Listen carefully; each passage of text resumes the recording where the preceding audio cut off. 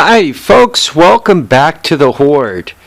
I'm going to do a little bit of a format change for my channel, and I hope you guys like this. You know, I watch a bunch of you guys' channels, and sometimes I comment.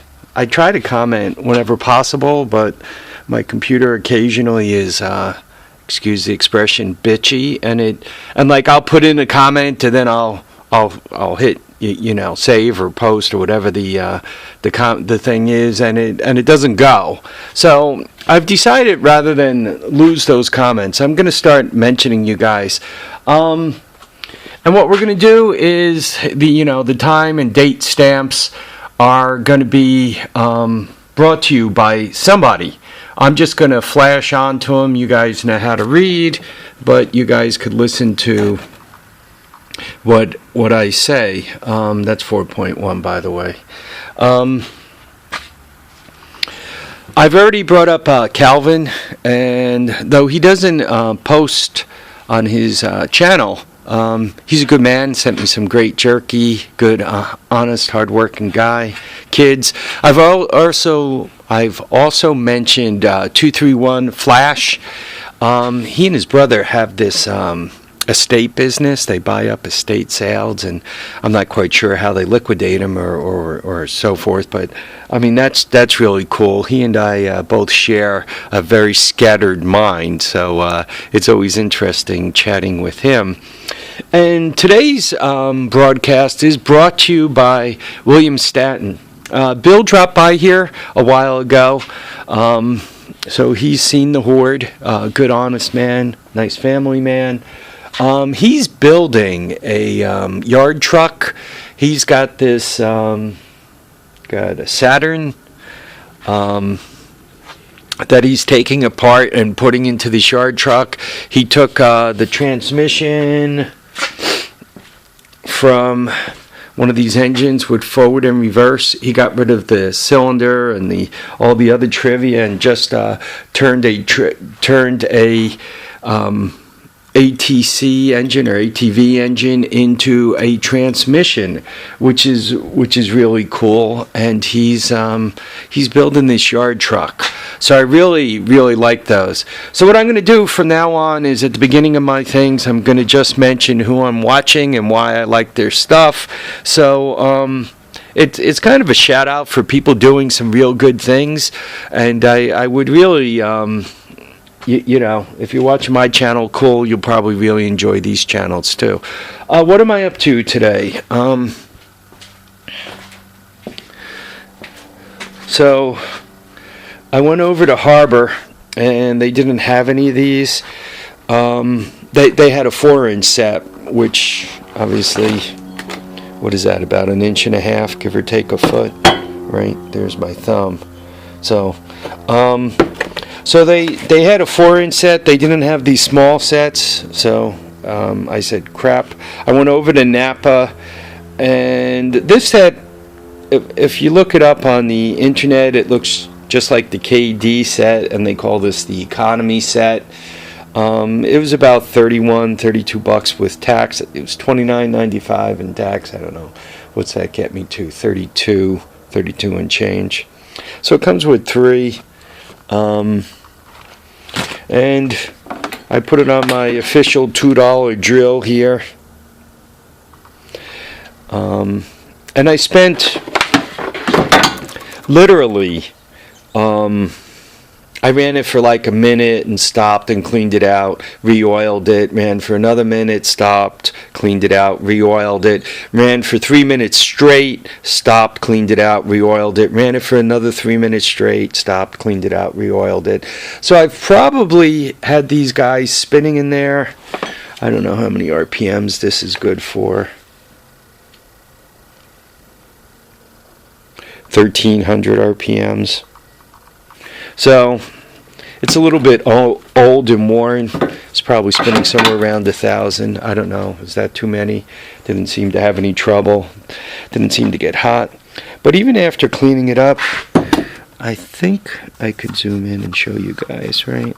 I mean, it's not great.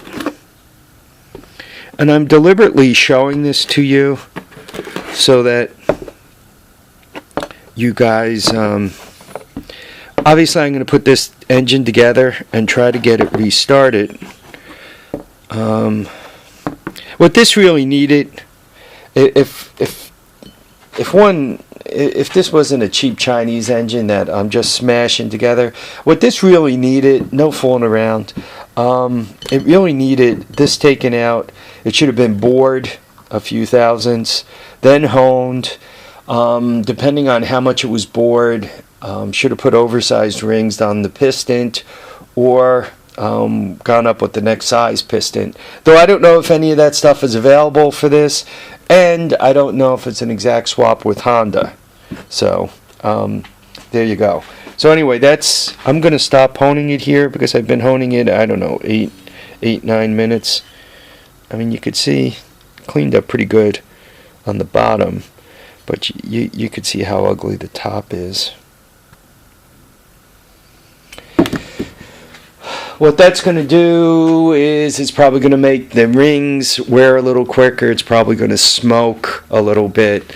I don't think it's going to cause anything catastrophic. One thing I did notice that concerned me a little bit when I was looking in here, and let's see if I can't get you the light.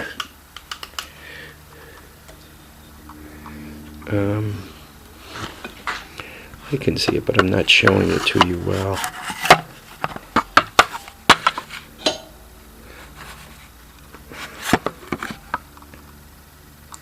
Yeah, I mean, you see that scarring on the crank, and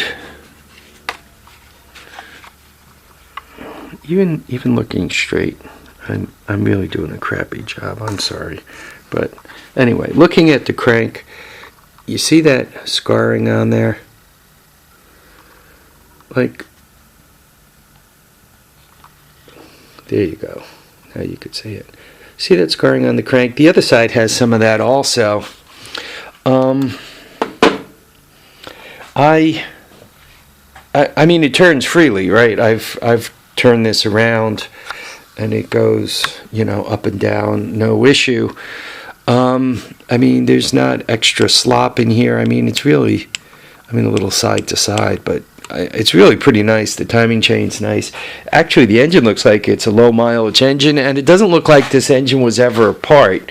So I don't know if they just do kind of a crappy machining job in China, or if they see stuff on surfaces that don't matter, they just say, "Oh, who cares?" and they look the other way.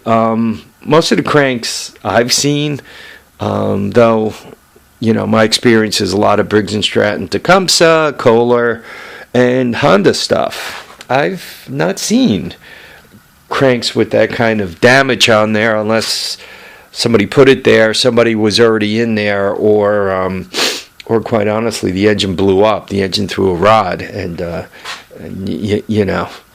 crank, as the crank was coming by, it was smashing into the bottom of the skirt. And speaking of the skirt, we might as well take a quick look at that too. I mean, it's really all pretty nice and clean. I mean, it really, I always wonder a bit, how did I buy this thing broken? Let me put it that way. How did I get it broken? Why isn't some kid still riding this thing? And to me, there was obviously a problem with the starter, right? The starter was burned up. It looks like, but I'm not sure if the starter burned up because the thing seized and the guy tried to start it against the seized engine and burned up the starter, or if the starter burned up, it sat around at his house for a while, then it sat around at my place and became seized, rust seized, water seized, so to speak. So I'm not sure which is true. And I'm not sure any of us could answer that question. I guess once I get it fired up, I'll see. But a little bit, or actually quite a bit, I've looked at this engine. It really doesn't look like it has that many miles on it. It really looks like it's in pretty nice shape. So I do look forward to getting it cleaned up and fired up and actually taking it for a rip snot and see what this little thing could do. This bike doesn't weigh much. Probably, I don't know, 100 and a quarter, if that much. It just doesn't seem to weigh all that much. So it should, it weighs less than I do. But it should be cool to give a quick rip snort. And depending on what I find, how fast it goes and everything else, then I'll make a decision on what to do with the mule, you know, and how to do it, how to put it in the mule, or not the mule, the Cushman, the 48 Cushman. Anyway, folks, I've been babbling for 10 minutes. I want to thank you all for watching and commenting and subscribing. Go check out Bill Statton's lawn truck, yard truck. It's pretty cool. Take care now, folks. Oh, and by the way, keep your feet down, keep your head up, and please enjoy all your days. Bye now.